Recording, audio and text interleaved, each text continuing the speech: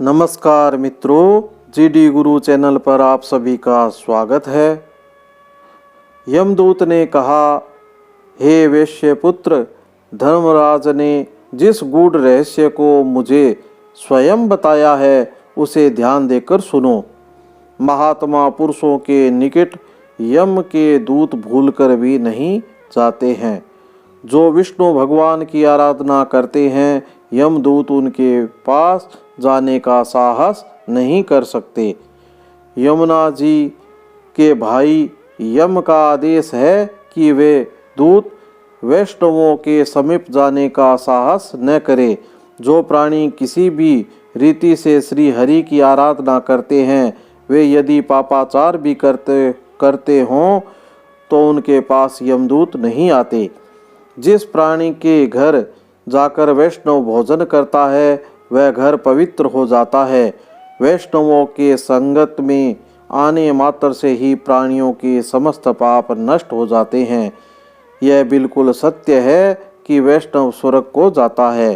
हे तात, जो ब्राह्मण होकर भी विष्णु का भक्त नहीं होता, वह चांडाल के समान है।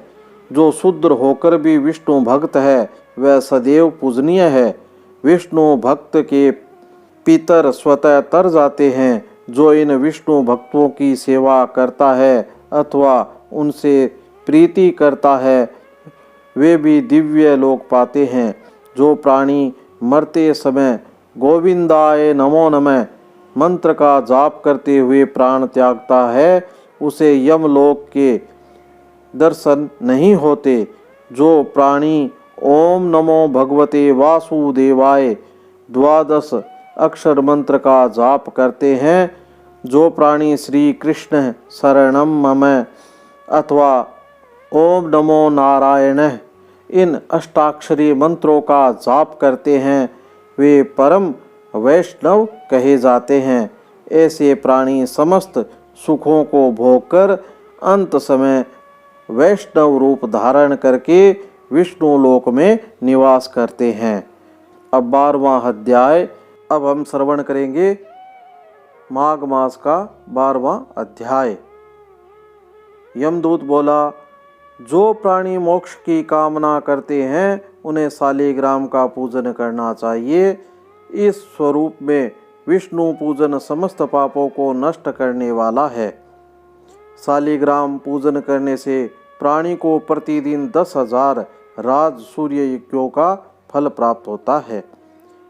शालिग्राम भगवान विष्णु का सुंदर स्वरूप है। उनके पूजन से प्राणी के कठोरतम पाप भी नष्ट होते हैं। भगवान विष्णु हमेशा शालिग्राम में विराजते हैं। इसी कारण यह सर्वविदित है कि जिसने शालिग्राम पूजन कर लिया, उसने समस्त पृथ्वी का दान कर दिया है। अब 12 शालिग्राम शिलाओं के पूजन का फल सुनो।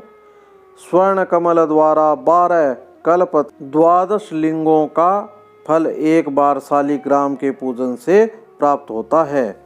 जो 100 शालिग्राम शिलाओं का पूजन करता है, वह बैकुंठ भोगने के उपरांत वह चक्रवर्ती राजा होकर पृथ्वी के सुखों का सेवन करता है। जो शालिग्राम की सदैव पूजा करते हैं, वह बैकुंठ पाता है। शालिग्राम पूजन मात्र से तीर्थ दान यज्ञ आदि कर्मों के फल स्वतः प्राप्त होते हैं। परम नाटकीय श्री शालिग्राम पूजन के प्रभाव से दिव्य लोक प्राप्त करता है। शालिग्राम का अभिषेक करने से समस्त तीर्थों का फल मिलता है।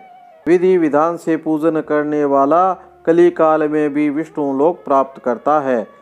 सहस्रों शिवलिंग दर्शन एवं पूजन स्तुति से प्राप्त होने वाला फल शालिग्राम के एक दिन के पूजन से ही प्राप्त हो जाता है। जहाँ शालिग्राम निवास करते हैं, उसके पास समस्त देवता महात्मा रहते हैं। जो शालिग्राम के सम्मुख श्राद्ध करते हैं, उनके पितर 100 कल्प तक स्वर्ग में रहते हैं। जो शालिग्राम शिला का जल पीते हैं, उन्हें अमृत पान का फल प्राप्त होता है।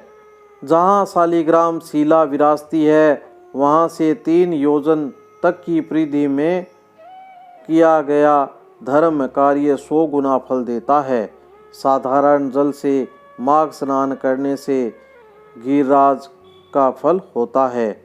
समुद्र में जाने वाली नदियों में स्नान करने से 1 पक्ष का और सागर स्नान करने से 1 मास का और गोदावरी स्नान करने से 6 मास का और गंगा स्नान से पूर्ण वर्ष का फल प्राप्त होता है। परंतु शालिग्राम के जल से स्नान करने से 12 माघ स्नान का फल प्राप्त होता है। इस जल में सहस्रों तीर्थों के स्नान से भी अधिक फल प्रदायिनी शक्ति होती है। इस जल को पीने वाला मोक्ष पाता है। यदि इसके समीप कोई कीड़ा तक मर जाए तो भी वह बैकुंठ को जाता है। शालिग्राम शिला का दान करने वाला समस्त पृथ्वी दान का फल प्राप्त करता है। जो शालिग्राम का क्रय विक्रय करता है और सहयोग करता है वे सब महानरक पाते हैं।